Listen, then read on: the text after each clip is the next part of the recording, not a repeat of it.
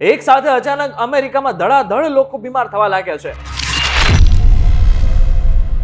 અને હજારો લોકોને હોસ્પિટલમાં ભરતી કરવાની જરૂર પડી રહી છે અને આ બધું જ ટ્રમ્પ સરકાર લોકોથી અને દુનિયાથી છુપાવી રહી છે. એક આંકડા પ્રમાણે અને રિપોર્ટ પ્રમાણે 2.9 કરોડ લોકોને કંઈક રહસ્યમય બીમારી થઈ ચૂકી છે. પરંતુ આ બીમારી કઈ છે અને એનાથી શું ભારતને ડરવાની જરૂર છે અને શા માટે થઈને ટ્રમ્પને આ બધું જ છુપાવવાની જરૂર પડી છે? આ જો તમારે જાણવું હોય ને તો આજનો આ વિડીયો ખાસ તમારા માટે બનાવેલ છે. આ વિડીયો એકવાર પૂરો જોઈ લેજો.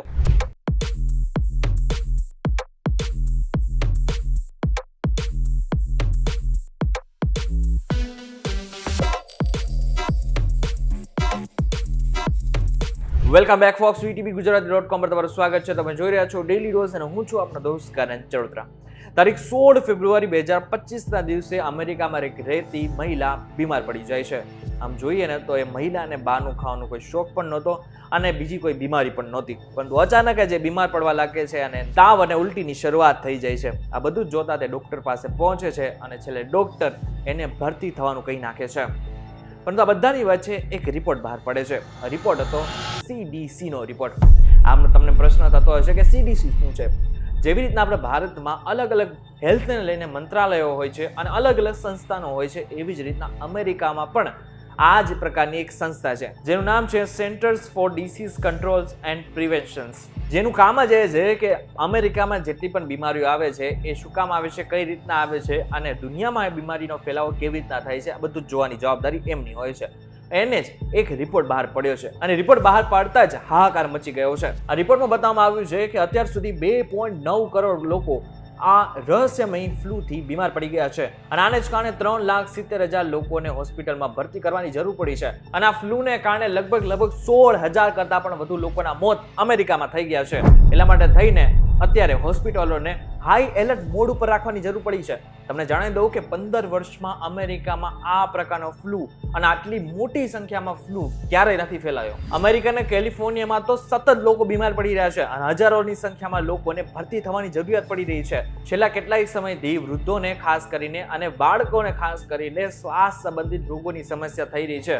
આટલું જ નહીં, આ ફ્લૂના કારણે અમેરિકાની કેટલીક રાજ્યોની કેટલીક સ્કૂલને બંધ કરવાની ફરજ પણ પડી છે. ટેક્સાસના ફોર્ટ વર્થ નજીક 3,200 વિદ્યાર્થીઓ ધરાવતી ગોડલી ઇન્ડિપેન્ડન્ટ સ્કૂલ ડિસ્ટ્રિક્ટ ગયા અઠવાડિયે 650 વિદ્યાર્થીઓ અને 60 સ્ટાફ મંગળવારે બહાર ગયા હતા. તે બાદ આ વાયરસ ફેલાતા આ સ્કૂલને 3 દિવસ માટે બંધ કરવાની ફરજ પડી હતી. જોકે ચોંકાવનારી બાબત એ હતી કે જે CDC નો રિપોર્ટ બહાર પડ્યો તેના પ્રેસના જેટલા પણ એટલે કે મીડિયાના જેટલા પણ લોકો હતા ને એને CDCના અધિકારીઓ સાથે વાત કરવી હતી ને આ ફ્લૂ શું છે અને કઈ રીતે ફેલાયો છે એના વિશે વાત કરવી હતી. પરંતુ CDCના જે મેઇન અધિકારી હતા ને એને જ અધિકારીઓ સાથે પ્રેસના લોકોને વાતચીત કરવા માટે મનાઈ ફરમાવી નાખી હતી.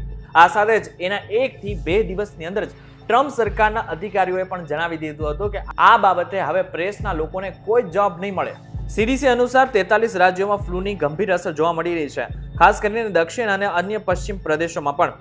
હોસ્પિટલમાં બેડ્સની ઉણપ અને આરોગ્ય સેવાઓ પર ભારે દબાણ જોવા મળી રહ્યું છે. પરંતુ આ બધામાં તમને પ્રશ્ન થયો હશે કે આ ફ્લૂ કયું છે? તો આ ફ્લૂનું નામ છે H1N1 અને H3N2.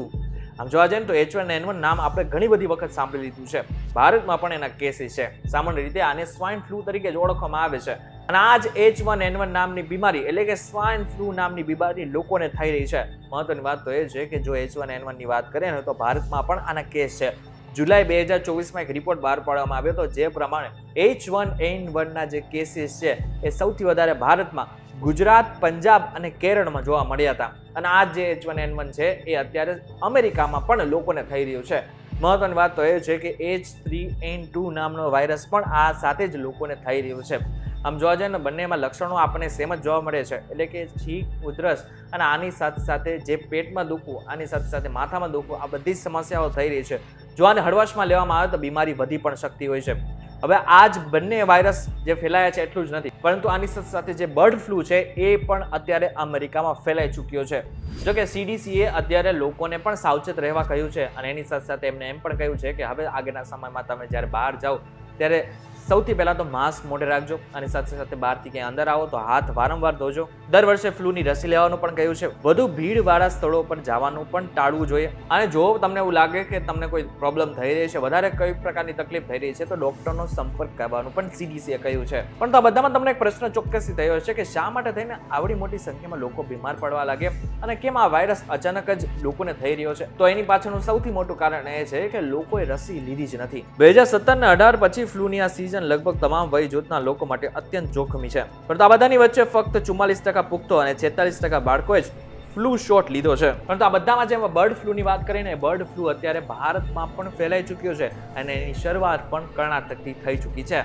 મહારાષ્ટ્રના લાતુર જિલ્લામાં કાગડાઓમાં વાયરસની પુષ્ટિ થયા બાદ કર્ણાટકના બિદર જિલ્લામાં હાઈ એલર્ટ જાહેર કરવામાં આવ્યું છે. તો કાગડાઓની વાત કરવામાં આવે તો અચાનક જ કેટલાક બધા કાગડાઓ જે છે એ મૃત્યુ પામ્યા હતા અને પછી બર્ડ ફ્લૂની જે શંકા હતી એ વધી ગઈ છે.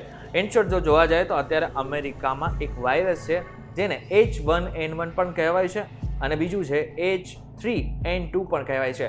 એના લીધે અત્યારે હાલ લોકોને ભારે હાલાકીનો સામનો કરવો પડી રહ્યો છે.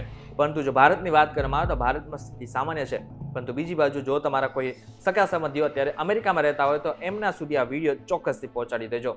તમને આ વિડીયો પસંદ આવે તો વિડીયો લાઈક અને શેર જરૂરથી કરજો તથા આ જ ઇન્ફોર્મેટિવ વિડીયોઝ માટે VTV Gujarat.com સાથે જોડાયેલા રહેજો.